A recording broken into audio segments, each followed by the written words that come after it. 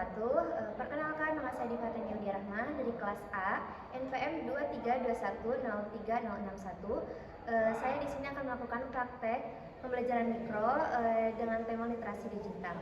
Wassalamualaikum warahmatullahi wabarakatuh.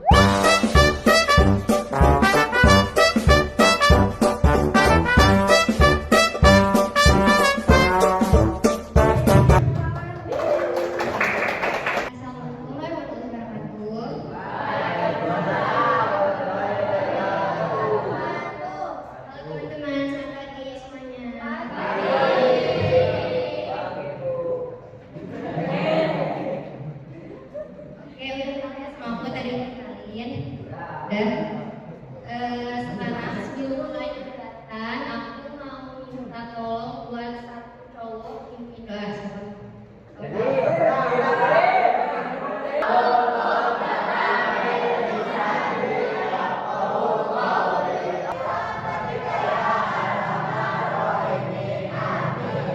Hari ini kita mau belajar tentang literasi digital.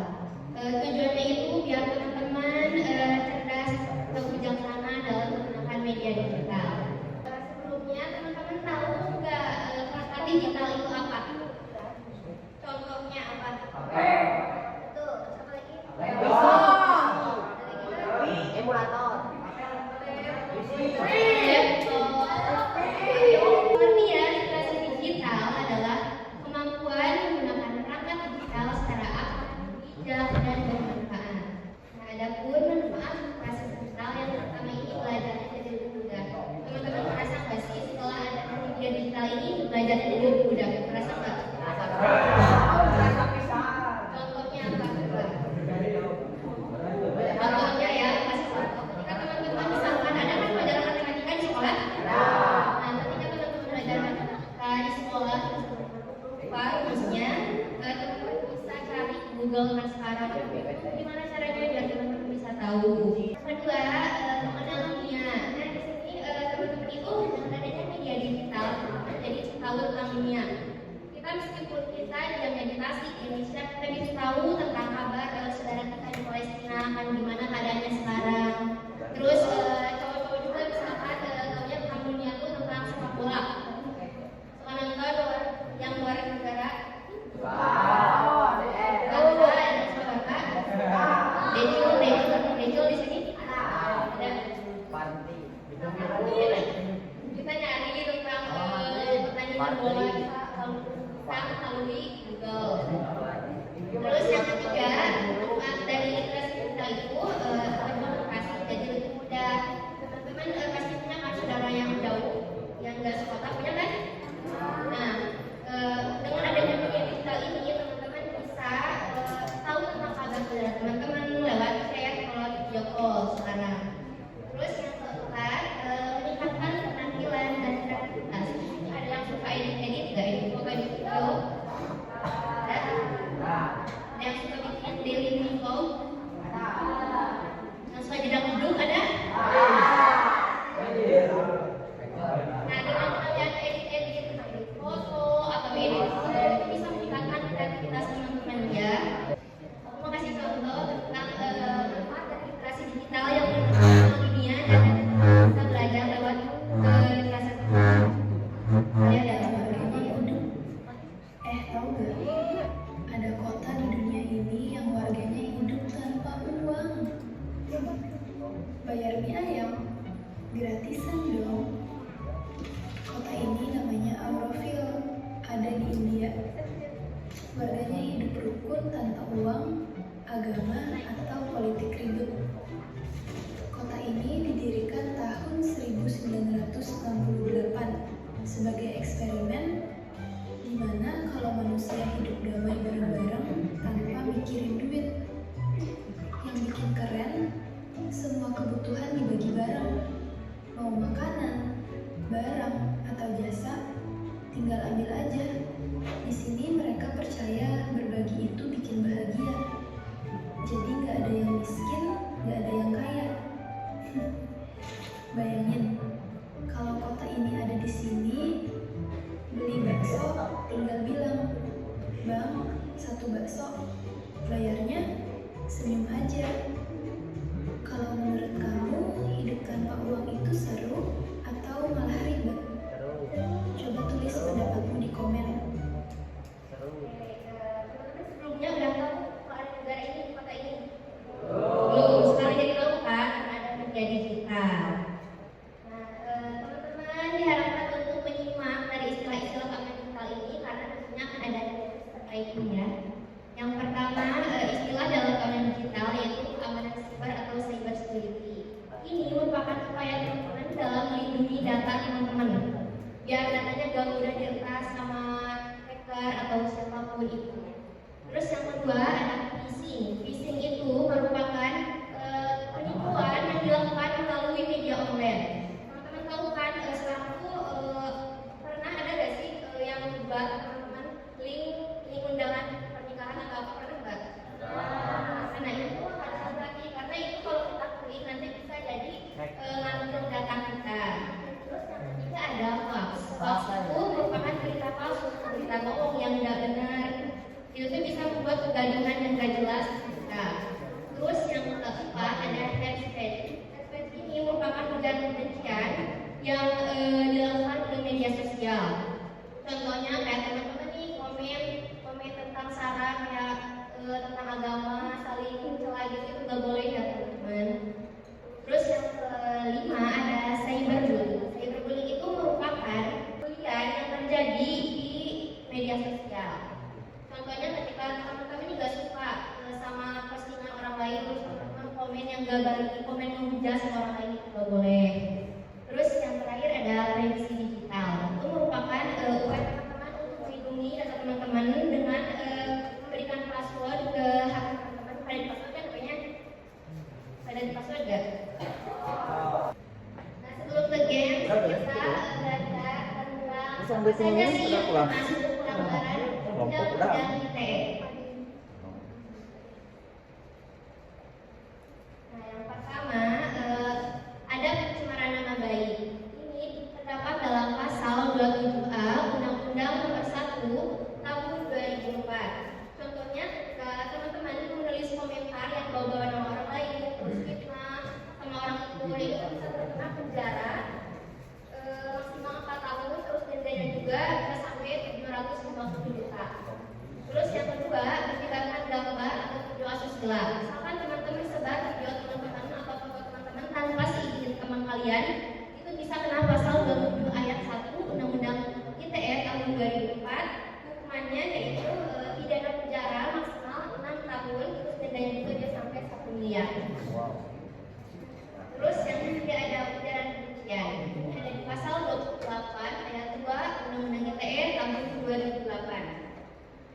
Ini tuh contohnya ketika teman-teman membuat postingan yang menyebarin kegaduhan kayak saling mencela agama orang lain itu gak boleh ya teman-teman, karena itu bisa terkena hukuman maksimal 6 tahun atau denda juga sebesar 1 miliar.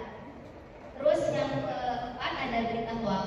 Berita hoax itu ketika teman-teman nyebarin berita bohong, berita palsu itu bisa kena Undang-Undang ITE pasal 28 ayat 1 tahun 2008.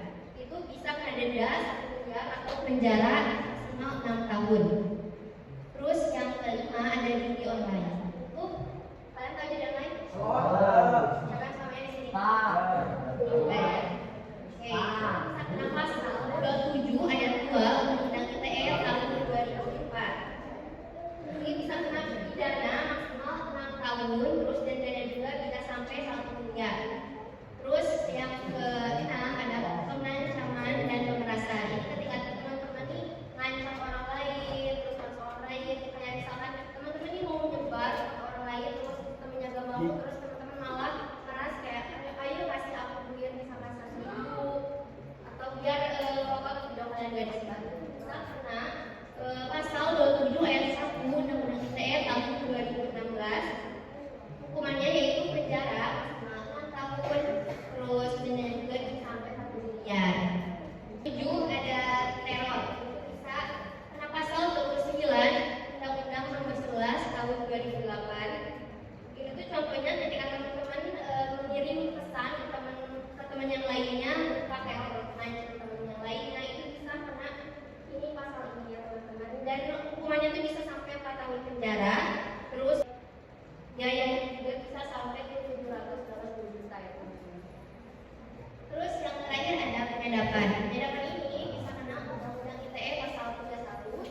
2008 ini tuh bisa kena penjara selama 10 tahun, terus denda juga 800 juta. Jadi pahami teman-teman ya. Oke, sebelumnya kita games dulu aja.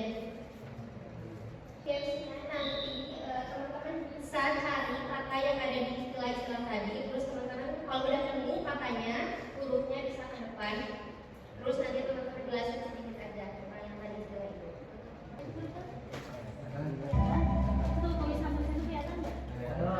Kalian harus cari kata cyberbullying atau hashtag atau phishing atau hoax. Kalau misalkan udah nemu kata itu bisa ke depan, terus bisa pilih ya kata itu. Kalau udah nemu langsung ke depan. Satu aja, satu orang satu. Mau cari hoax, phishing, hashtag, cyberbullying juga bebas.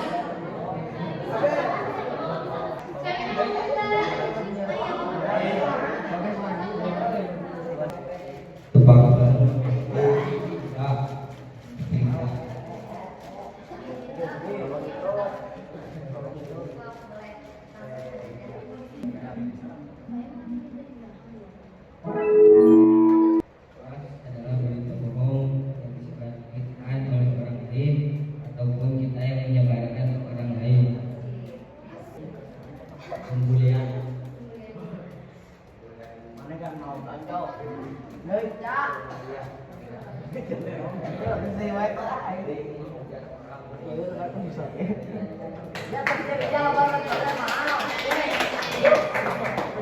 Kambing.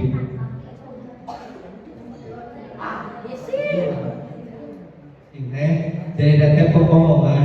Contoh data menyebarkan kata sandi. Contoh data hasil yang tidak pasti. Isinya apa gitu. Assalamualaikum warahmatullahi wabarakatuh.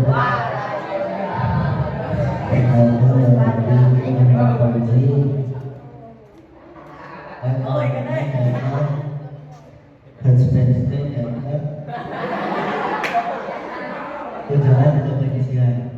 Contohnya anu momen benci itu ngomong. Nah,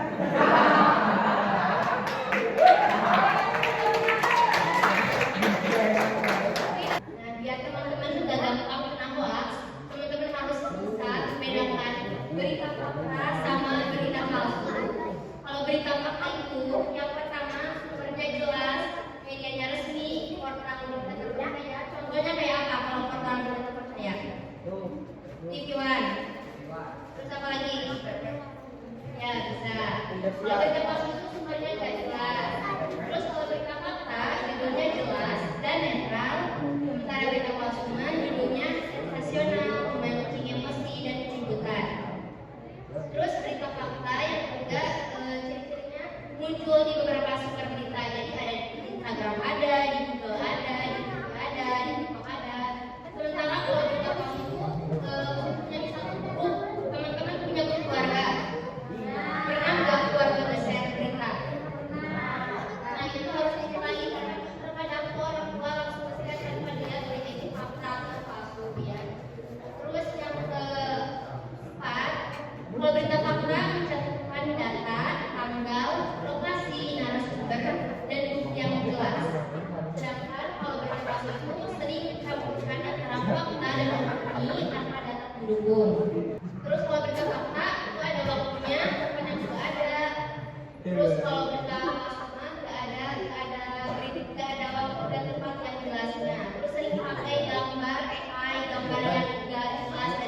Misalkan ada gempa bumi di Cianjur atau longsor di Cianjur. Kalau berita fakta pasti fotonya juga tentang longsor di Cianjur. Jadi dari AI, teman-teman harus bisa membedain informasi ya. Dapat dipahami?